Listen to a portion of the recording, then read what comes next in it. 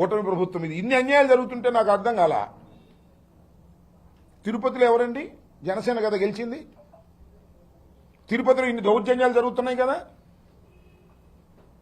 49లో 48 సీట్లు గెలుచుకున్నటువంటి వైఎస్ఆర్ కాంగ్రెస్ పార్టీనేమో పక్కకు పోయింది. ఒక్క సీటు గెలుచుకున్న వాళ్ళేమో డిప్యూటీ మేయర్ ఎన్నికలో గెలిచారు. ఇది ప్రజాస్వామ్యమా? ఏమండి, ఆ తిరుపతిలో గెలిచినటువంటి జనసేన అడుగుతా ఉన్నా, ఆ జనసేన పార్టీ అధ్యక్షుడు డిప్యూటీ సీఎం గారిని అడుగుతా ఉన్నా, అయ్యా పవన్ కళ్యాణ్ గారు, ఇంత ఘోరం జరుగుతుంటే మాట్లాడవే, సైలెంట్ మోడ్లో ఉన్నావే, మాట్లాడలా. ఇంత అన్యాయం ఇంత ఘోరం జరుగుతూ ఉంటే is in silent mode. Pawan Kalyan గారు నోరు విప్పరు. నోరు విప్పితే తప్పని చెప్పాలి. తప్పని చెప్పే ధైర్యం లేదు.